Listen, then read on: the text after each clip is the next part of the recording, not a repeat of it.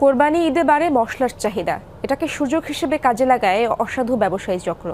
এবারও বেশ আগেই বাড়িয়ে দেওয়া হয়েছে দাম, তবে ব্যবসায়ীদের দাবি ডলারের মূল্য বৃদ্ধির সঙ্গে পাল্লা দিয়ে বেড়েছে আমদানিকৃত সব মশলার দাম। ক্রেতারা বলছেন মোকামে কোনো তদারকি নেই, যার সুযোগ নিচ্ছে দোকানিরা।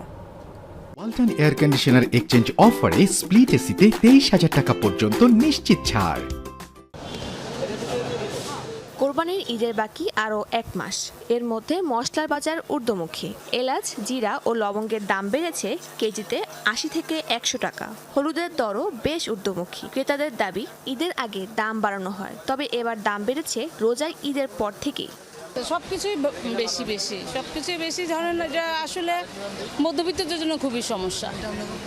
যাদের হিসাব করে করতে হয়, যাদের মাস চলতো মানে তাদের জন্য এখন কোনো রকমে বেঁচে থাকা। হঠাৎ করে কেন এত বেড়ে যাবে? হ্যাঁ, কিছুদিন যেখানে এক সপ্তাহ আগে ছিল 580 টাকা, সেখানে কেন 720 টাকা হয়ে যাবে? এক সপ্তাহ মধ্যে কী হয়ে গেল এরকম? ব্যবসায়ীরা বলছেন বিশ্ববাজারে দর ঊর্ধ্বমুখী, এর সাথে বেড়েছে ডলারের বিনিময় মূল্য। আমদানি পর্যায়ে দাম বাড়ার প্রভাব পড়ছে খুচরা পর্যায়ে। শুল্ক কমিয়ে আনার দাবি জানিয়েছেন ব্যবসায়ীরা।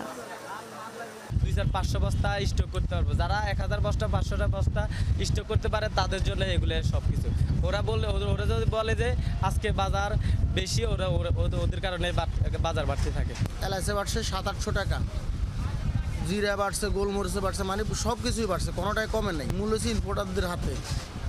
যেটা বলছে তাদের কোটি কোটি টাকা আছে, তারা দেখে 2-4 কন্টেনার কিনে এনে রেখে দিচ্ছে, তারা ওইভাবে লাভ করতে আছে। বাজারে মশলার ঘাটতি নেই, তবুও বাড়ানো হচ্ছে দাম। এ বিষয়ে খোঁজখবর নিতে শুরু করেছেন ভোক্তা অধিকার সংরক্ষণ অধিদপ্তর। আমরা কোরবানিকে সামনে রেখে সবসময় মশলার বাজার অস্থির হয়, আমরা সেটা নজর রাখছি। বিশেষ করে মশলা কিন্তু এই ডলারের দাম যেটা বৃদ্ধি পেয়েছে 60 টাকা, এটি কিন্তু মশলা কিন্তু আগেই আনা, তো সেগুলো নিয়ে আমরা কাজ করছি এবং আমরা দেখবেন যে আমরা মাঠে কাজ করব, আমরা প্রয়োজনীয় মশলা ব্যবসায়ীদের সাথে আমরা বসবো।